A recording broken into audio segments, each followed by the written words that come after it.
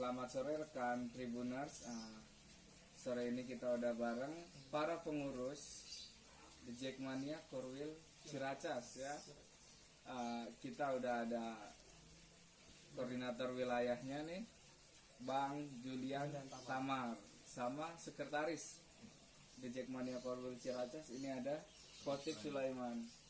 Oke, gimana nih kabarnya nih? Alhamdulillah baik. Alhamdulillah baik ya. Gimana nih Persija sepanjang musim ini? Dari 16 pertandingan 6 menang, 6 seri, 4 kalah.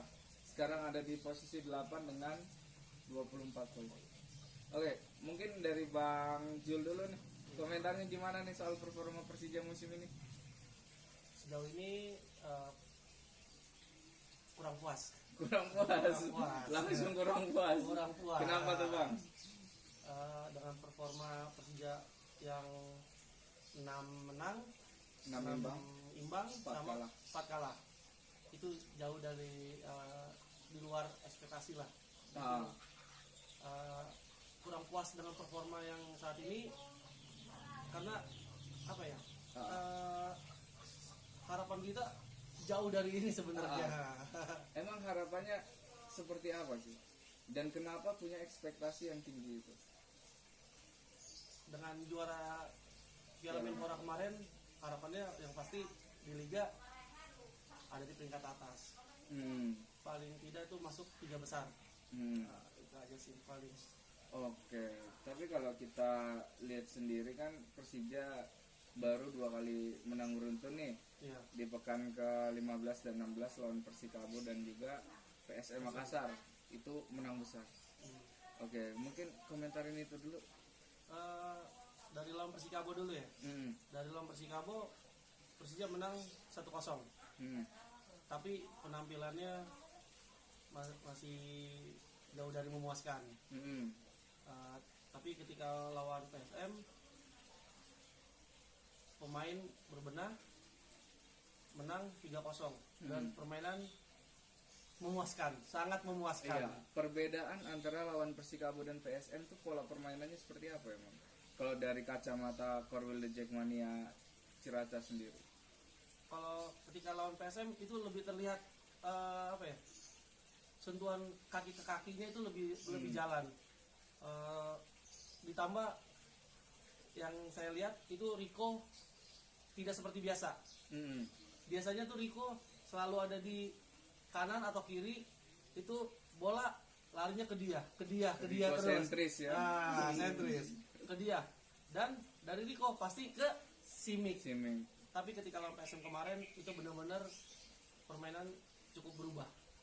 Kaki ke kaki, dan Rico pun tidak main seperti biasa.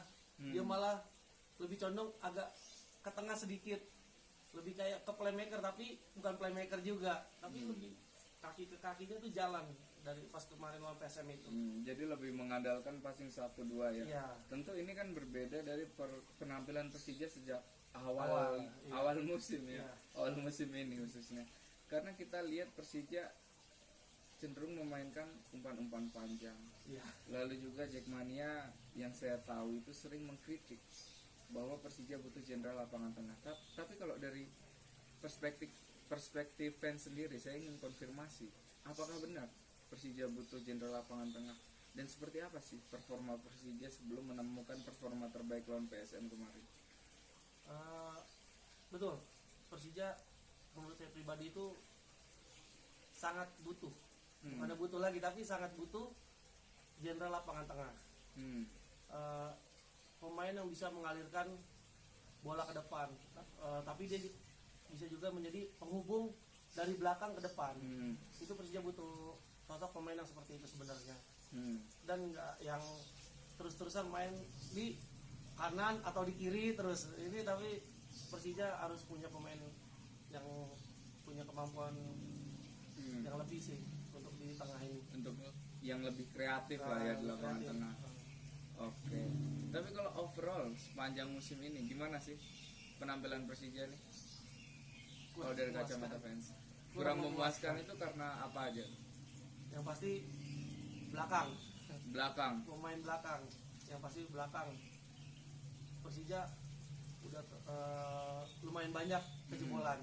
Itu sih pemain belakang. Sama pemain tengah sih, belakang dan tengah itu Belakang perlu dan diperbaiki tengah. sih. Oke. Setelah menang 2 kali beruntun nih, besok langsung dihadang Bayangkara FC. Ini jalan terjal nih. Kans Persija di mata fans seperti apa nih? Kalau secara objektif ya, Iya. bukan hanya sekedar fans. Kalau fans kan pasti jawabnya saya optimis. Ya. Tapi kalau fans yang objektif melihat komposisi pemain Persija dan Bayangkara, seperti apa kans Persija besok?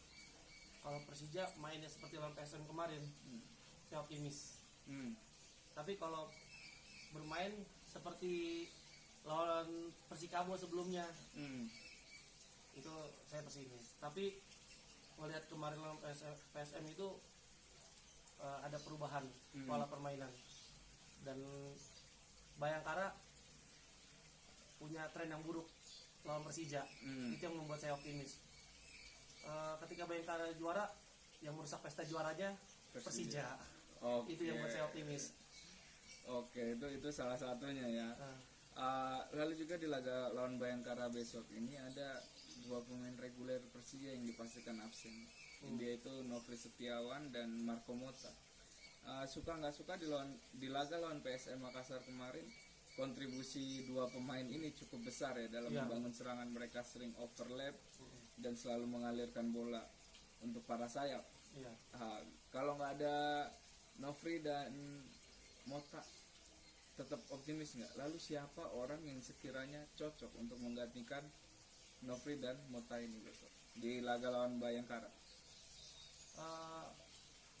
Dengan absennya Marco Motta Dan Nofri,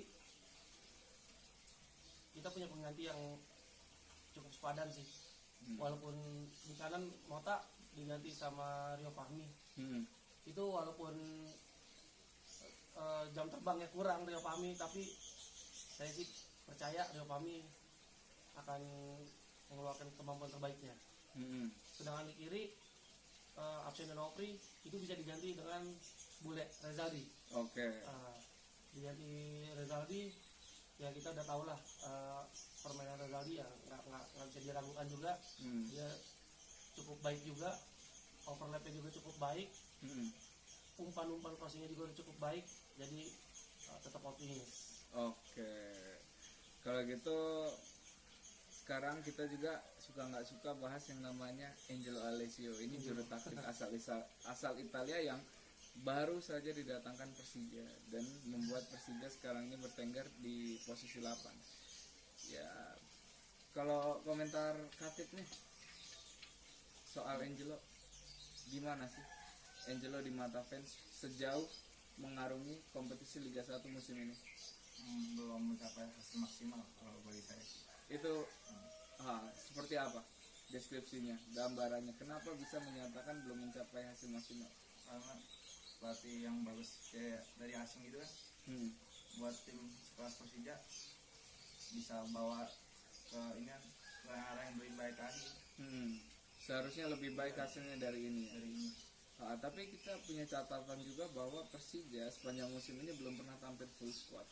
Dan Angelo itu datang dengan pemain yang memang sudah ada di Persija, belum ada pemain yang dia inginkan. Tanggapan soal hal ini? Kalau itu sulit kayaknya kan buat dia. Jadi mungkin memang dia juga harus masih adaptasi maksimalin pemain yang ada juga. Oke, kalau dari kacamata Bang Jul gimana? Masih butuh waktu. Masih butuh waktu. Angelo Gimana masih tuh? Kita tunggu di putaran kedua. Dengan info yang katanya ada pemain yang mau masuk, beberapa pemain yang pengen masuk ke Persija, kita tunggu racikan Angelo ini lebih baik atau sama aja nih dengan putaran pertama ini. Jadi kualitas Angelo ditunggu di putaran kedua. Di putaran kedua ditunggu kualitas Angelo. Oke, tapi emang Angelo sendiri udah membocorkan bahwa dia ingin mendatangkan 6 pemain ke Persija di bursa transfer yang dibuka 15 Desember besok. Kalau dari Jackmania sendiri, pengennya siapa sih yang didatangin? Terus posisinya apa aja? Sebut nama nih. Wah, boleh. Kan usul gitu. Kalau bisa sih pemain tengah. Pemain tengah butuh pemain yang kreatif yang bisa mengalirkan bola ya. Fluim. Pemain kreatif bisa mengalirkan bola itu Fluim. Oke, selanjutnya Mungkin pemain belakang. oh butuh juga pemain Butuh juga belakang. pemain belakang. Kenapa sih butuh pemain belakang? Jelasin dulu. Sejauh ini Yan Mota kurang memuaskan. Kurang memuaskan kenapa ya Mata? Penampilannya masih di bawah pemain lokal sih. Masih di bawah pemain lokal. Oke, itu statement keras bener itu. Oke, kalau gitu siapa penggantinya? Kalau bisa sih asing, tapi pemain yang belum pernah main di Indonesia. Oke, kalau berarti mengusulkan agar di lini pertahanan ini juga diisi pemain asing lagi. Berarti Kan memang Dutra cedera kan. iya, Ya. Dutra lagi cedera juga. Oke. Selain itu ada usul lagi untuk lini serang mungkin kita sadar ya Simic selalu jadi andalan karena memang dia nggak punya pesaing. Iya. Ada nggak usul? Belakangan saya dengar rumor Ciro Alves nih. Ciro Alves. Ah, Tapi saya lebih condong ke David da Silva. David da Silva. Oke. Kenapa tuh? Kualitasnya sih. Kualitas. Dia dribblingnya juga bagus, gocekannya juga bagus, finishingnya juga bagus. Oke. Jadi memang butuh pemain seperti itu ya. Iya. Andai dibutuhkan di lini serang Iya, gitu dibutuhkan. ya. Tapi sejauh ini Simic udah cukup sih. Simic juga tajam lah ya. Heeh. Maksudnya dengan kondisi Persija yang Iya. sekarang mainnya kalau kata orang angin-anginan. Angin-anginan. Tapi dia masih bisa menorehkan namanya di papan top scorer Iya. dengan 10 gol. Oke, selanjutnya ini ada isu lagi nih. Belakangan back Persija Marco Motta dia itu meminta agar dirinya dipertahankan di Persija karena kontrak Motta habis tanggal 31 Desember ini. Kalau Jackmania sendiri melihat apakah sosok Motta ini layak dipertahankan Persija? Jujur apa enggak nih? Aduh ya mau jawaban aja. Kalau jujur sih sebaiknya nggak dipertahankan. Kenapa tuh? Dengan kondisi fisik dan usia yang udah tidak muda lagi, performanya sangat-sangat kurang. Performanya sangat kurang. Nah. Kalau Patip sendiri ngeliat Marco Motta gimana? Kalau untuk performanya sekarang kayak nggak dipertahankan, tapi kalau untuk pengalamannya bisa lah untuk musim ini aja. Berarti tapi dia masih dibutuhkan nggak sih? Karena kita lihat juga salah satunya Otavio cedera, kemudian Bule juga kan cedera. Lalu juga ini Ilham Rio Fahmi pelapis dia masih terlalu muda ya. Dia masih butuh banyak pengalaman jam terbang. Kira-kira butuh nggak dipertahankan di masa transisi ini ya? Sebenarnya dari pengalamannya dibutuhkan. Tapi kalau ada pengganti yang lebih baik, Ya. lebih baik diganti. Oke, berarti boleh dipertahankan kalau nggak ada penggantinya, tapi kalau nggak ada penggantinya diganti saja gitu. Oke. Ini seri kedua sebentar lagi berakhir. Terakhir itu lawan ya Bayangkara tadi. Seri ketiga. Iya. Seri ketiga. Ini seri Tiga. ketiga ya? Iya. Oh iya, ini seri ketiga. Harus bisa di-cut. Oke. Ini kan terakhir lawan Bayangkara nih di seri ketiga nih. Harapannya seperti apa? Lalu juga apa sih yang perlu diwaspadai dari Bayangkara? Yang pasti Yang diwaspadai dulu. yang diwaspadai kolektif permainannya sih. Hmm. Kolektif permainannya Bayangkara cukup baik. Itu perlu diperhatikan juga sama Persija.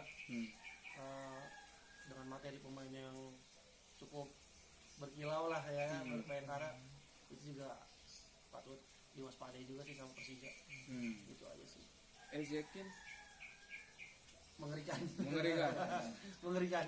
Lalu juga kita tahu ya Bayangkara ini punya Anderson Sales. Dia ini back yang kalau ngambil bola mati tuh bisa membahayakan ya.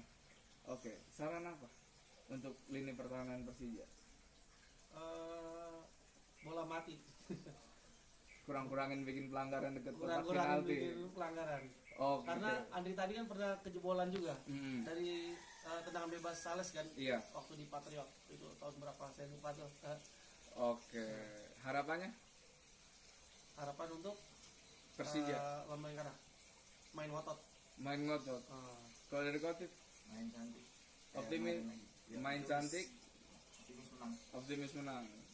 Oke, kurang lebih kita itu aja bahas soal Persija di Liga 1. Stop.